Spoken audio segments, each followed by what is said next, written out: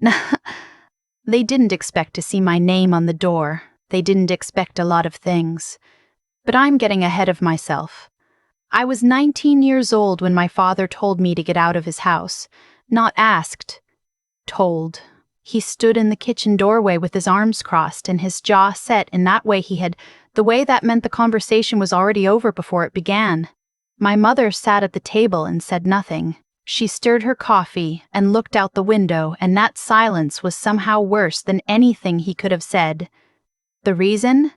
I had turned down the nursing program at the community college they had picked for me, paid the deposit for, and already told their friends about. I had, instead, applied to a 4-year university 2 states away on a full academic scholarship to study pre-medicine. I had gotten in. I had not asked for their permission. "You think you're better than this family," my father said. It wasn't a question. I told him I didn't think that. I told him I just wanted something different. He told me different wasn't something they were paying for, and since I was so determined to make my own choices, I could make them somewhere else. I had 3 hours to pack a bag. My younger brother watched from the hallway and didn't say a word. My mother never looked up from her coffee. I was 19. I had $400 saved from waitressing, and I had a scholarship letter folded in my jacket pocket. I sat on the front steps of the house I grew up in, and I made myself breathe slowly. In through the nose, out through the nose, out through the mouth. I had learned that from my Aunt Clara, who had taught me most of the things worth knowing. I called her from the steps. She picked up on the second ring, the way she always did. "Come here," she said, before I even finished explaining. "Come right now. I'll put the kettle on." My Aunt Clara was my mother's older sister, and the two of them had not been close for as long as I could remember. My mother thought Clara was too opinionated, too independent, too much. Clara had never married, had built her own small accounting business from nothing, owned her house outright, and had opinions about everything from tax law to the best way to roast a chicken. My mother found this exhausting. I found it extraordinary. She was 54 years old when she took me in. She lived 40 minutes away in a small craftsman house with a garden she tended obsessively and a spare room she kept clean for no particular reason. When I asked her once why she always kept that room ready, she smiled and said, "Because you never know who's going to need a soft place to land." I landed there on a Tuesday night in October with a duffel bag and red eyes, and she fed me soup and did not make me talk until I was ready. When I was ready, she listened to everything. Then she refilled my bowl and said, "You are going to that school, and you are going to be extraordinary. And this," she gestured vaguely in the direction of my parents' house, "is going to be the smallest part of your story." I want to tell you she was right about everything. She was. The university was in Minnesota. I had never lived anywhere cold enough to require a real winter coat, and my aunt took me shopping before I left and insisted on buying me one that was genuinely warm rather than just pretty. "Function first," she said, holding up a puffy down jacket in a color I would have never chosen for myself. "You can be stylish when you're a doctor."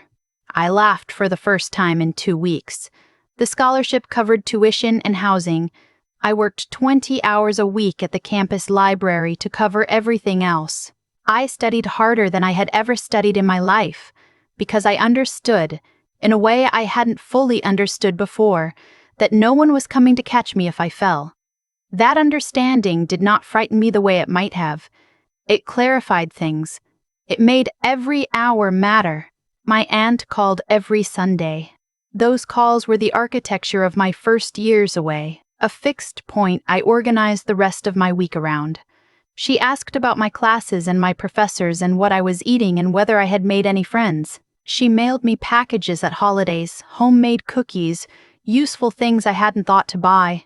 Occasionally a book she had decided I needed to read immediately.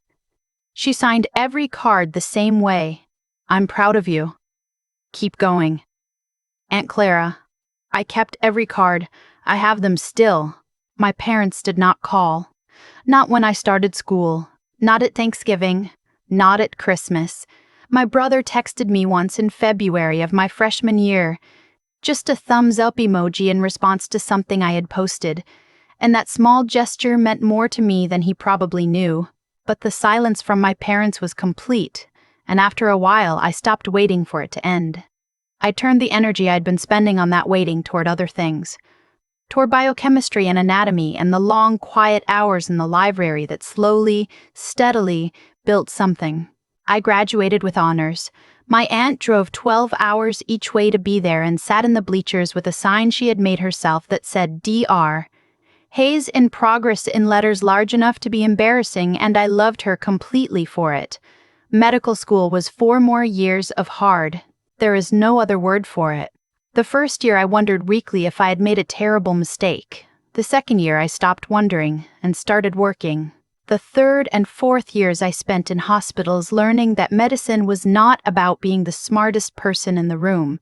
It was about being present for people on the worst days of their lives and finding a way to help them anyway. I matched into a family medicine residency back in the Midwest, 3 years of long shifts and short sleep, and the slow accumulation of competence that no classroom can give you. My aunt visited when she could. We talked every Sunday without exception. Somewhere in the middle of residency, I started to understand who I was becoming. Not just as a physician, but as a person.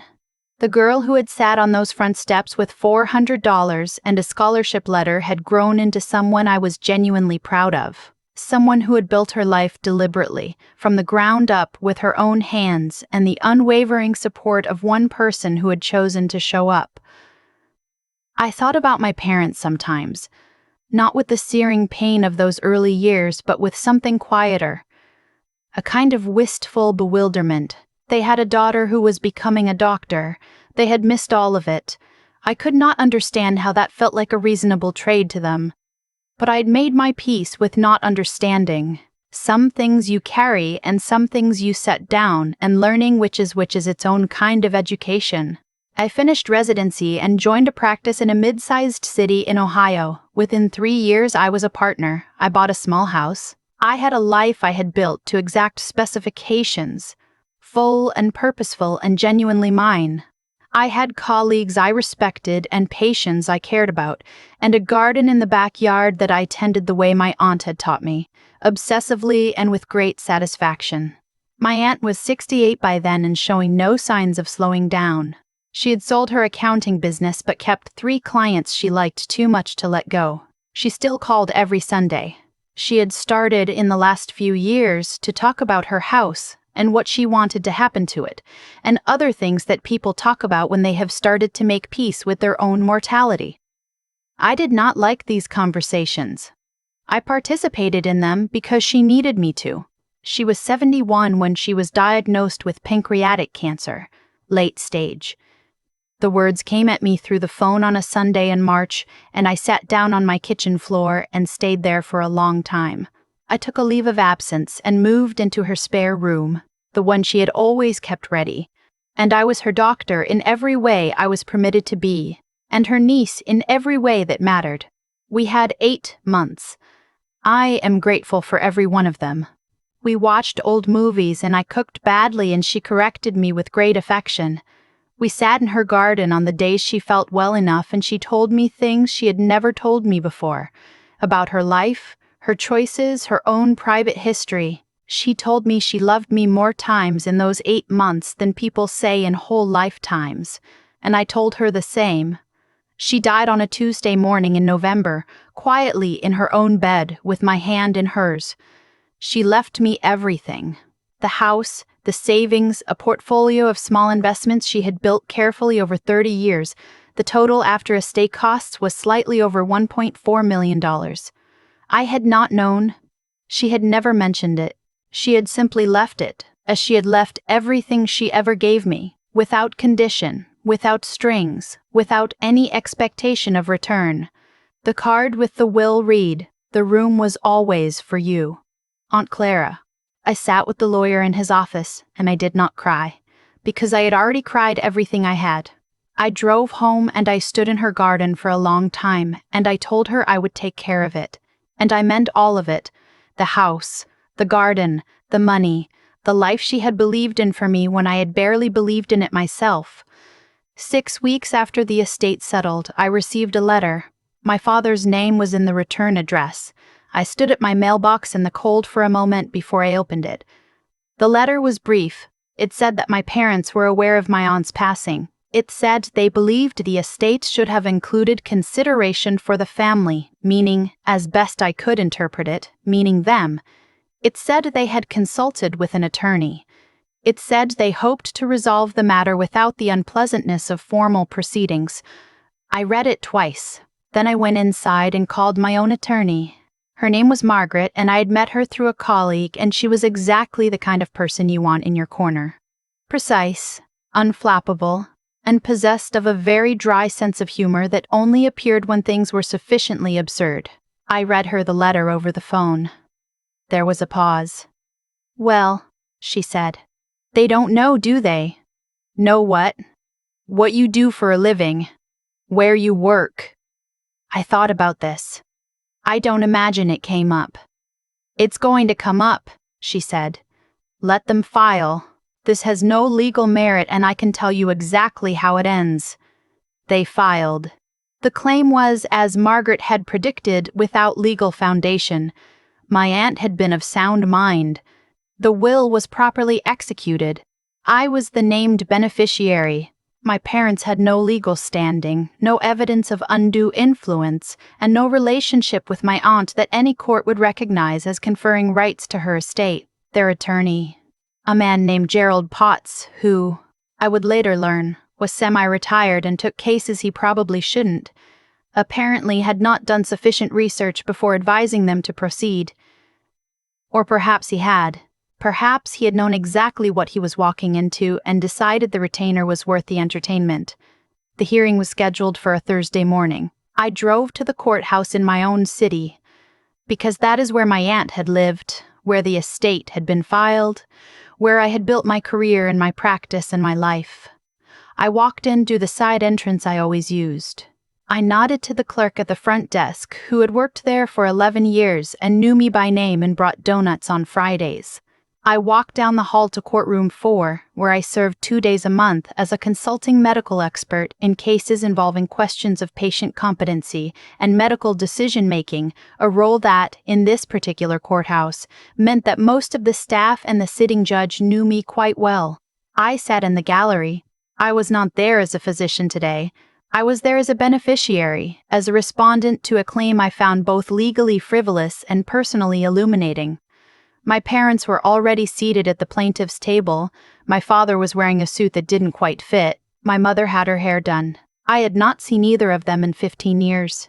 They looked older than I expected, and smaller somehow, and I felt something when I looked at them that was not anger. It had been a long time since it was anger, but something more like grief for all the ordinary things that had never happened between us. Their attorney, Gerald Potts, was sorting 2 papers with the slightly distracted energy of a man who had not reviewed his materials as recently as he should have.